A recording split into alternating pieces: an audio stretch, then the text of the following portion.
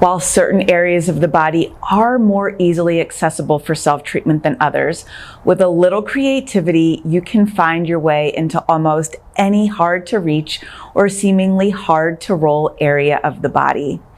The three-dimensional web-like nature of the fascial system makes it easier to find those lines of tension that lead to the harder to reach areas of restriction that are just waiting for your attention, waiting to be released, waiting to feel more free, and so desperately waiting to no longer drain your energy.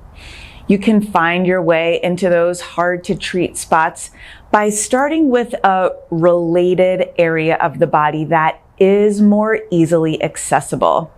From there, you can begin to take inventory and make your initial fascial connection from those more accessible places. Allow yourself to follow the sensation and the lines of tension until you reach that harder to access area of concern more specifically. In this video, we're going to highlight a brilliant example of this by demonstrating a technique for the ankles. So think about it. If you have an old ankle injury, or if you're prone to rolling or twisting your ankles, or if you're on your feet a lot, if you're walking around with tired and tight ankles with limited range of motion, you're reminded of that tension and fatigue with every step you take. And let's be real. If you don't know what you don't know about how to offer those wheels some relief, it can be a tricky one to figure out. And if you want to see how to be versatile with your foam roller, stick around. I'd love for you to play along when we get down onto the mat and work our way into the ankles. My name is Renee Allen. I'm the owner of StillPoint Myofascial Release here just outside of Portland, Maine, and I guide you through the process of navigating physical pain, mental angst and fatigue, or spiritual stagnation by way of the fascial system. Understanding the importance of fascial health is an eye-opening education that will give you some powerful tools to soothe what ails you so that you're better able to lean on your body's wisdom as you journey through this modern world and feel better doing so. While there are several ways to address the feet and ankles, in this example, we're going to highlight the simplicity of the foam roller, a simple yet versatile use of the roller for an area of the body that may seem hard to roll out. And you can feel it for yourself. Grab a roller, meet me on the mat, and we'll work our way up into the ankles. All right, so the feet and ankles, you might look at your roller and be like, how in the world am I gonna effectively use the foam roller to treat an area like the ankles? And I'm gonna demonstrate a technique. We're gonna work our way in. We're gonna start with one of the most important kind of foundational ways that I like to start any self-care session, and that is by taking inventory.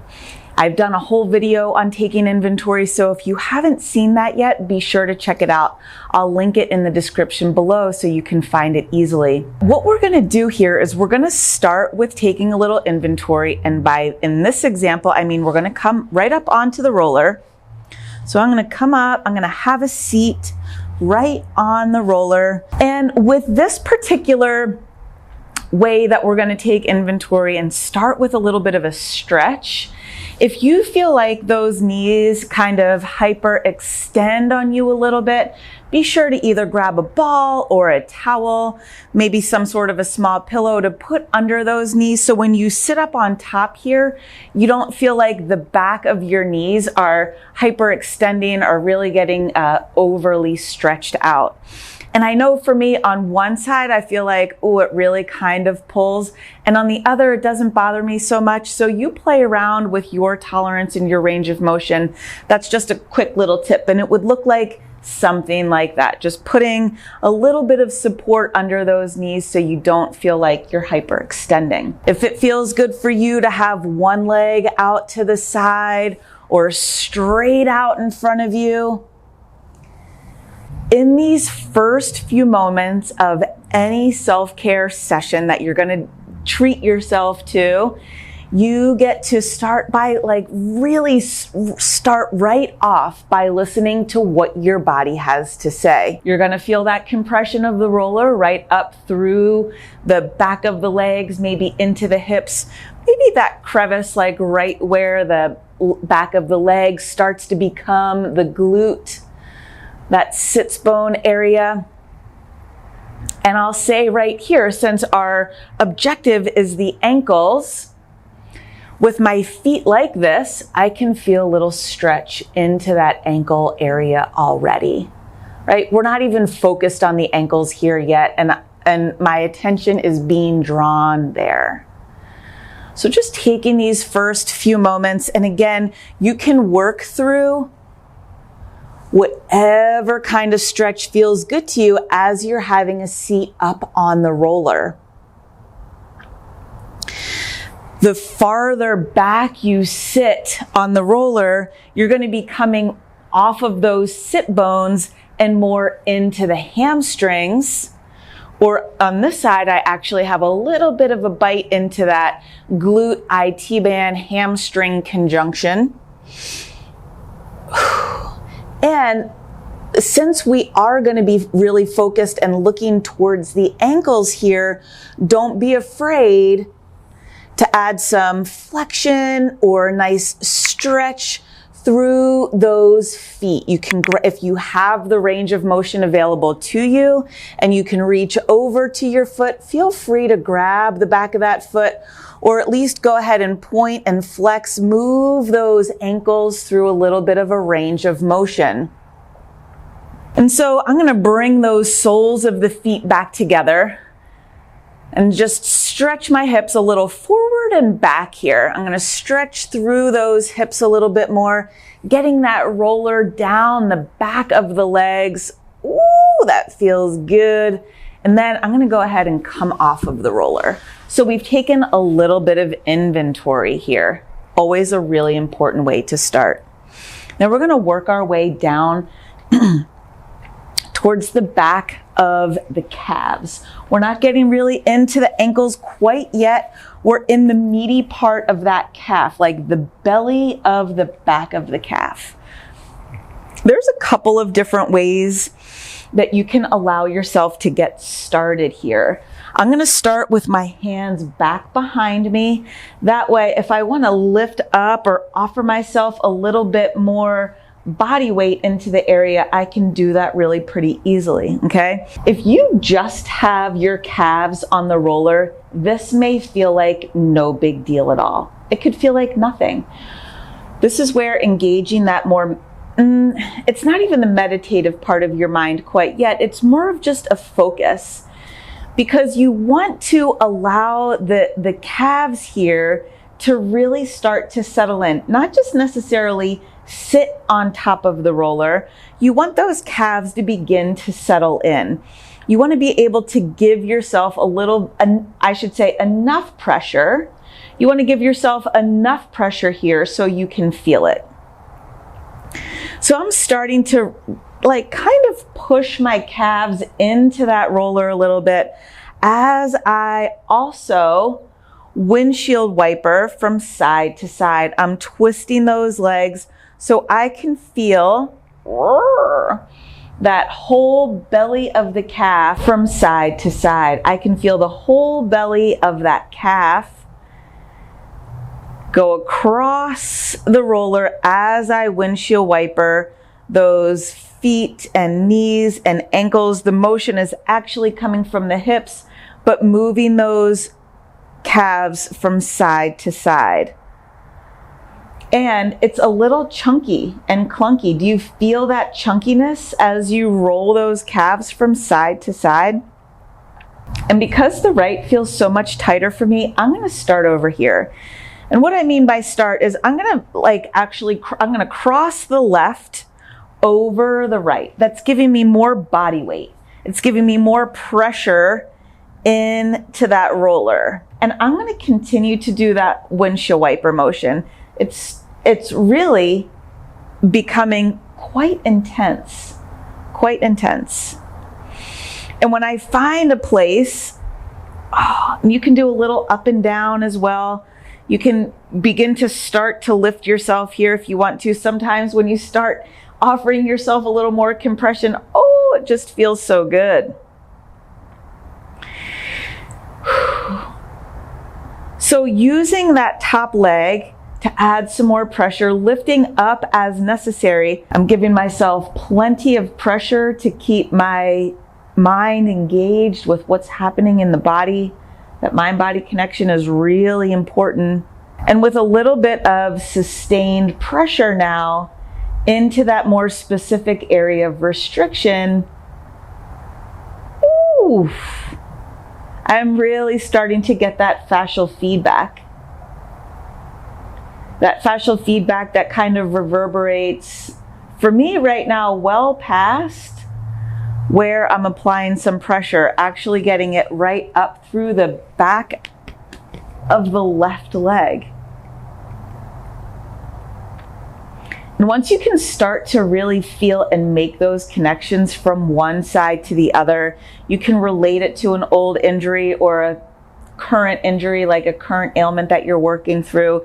And you can feel how things kind of ping pong back and forth from one side to the other. That information becomes so valuable as your myofascial self-care practice really starts to develop. And then we can go ahead and switch legs. Before you do that, just give yourself another couple of passes up and down. Oh my goodness, I'm finding that like the area right behind my knee, higher up into the belly of the calf. Oh, would really like me to stay there and hang out and pay attention. For time's sake, I'm gonna keep moving on. If you are rolling up and down again, kind of schmoozing out the area, and you find something that's just like, oh my gosh, that really needs my attention while I'm here, just hit pause on the video and come back when you're ready to move on to the other leg. But for right now, I'm gonna go ahead and move on to the other leg. I'm just gonna kind of take my legs through a little range of motion here to come back to neutral. And now I'm going to begin to focus on the left. Again, taking a couple of passes side to side, and go ahead and cross the other leg. Oh, wazza! I don't even really need too much direct pressure here, like at all, to really feel like it's plenty of direct pressure for the fascial system to be able to do its thing. And sometimes, especially if you're just starting out, or if you're like that, you know, give it to me hard, you want all elbows all the time when you go get some sort of body work session, like it really needs to be extreme for you to feel it. Sometimes it's hard to move away from that idea that you need so much intense direct compression to make a difference. And you can find for yourself, if more is more and that works for you, give yourself as much direct pressure and direct compression as you need. You're your own gatekeeper here. You have to make the call for yourself.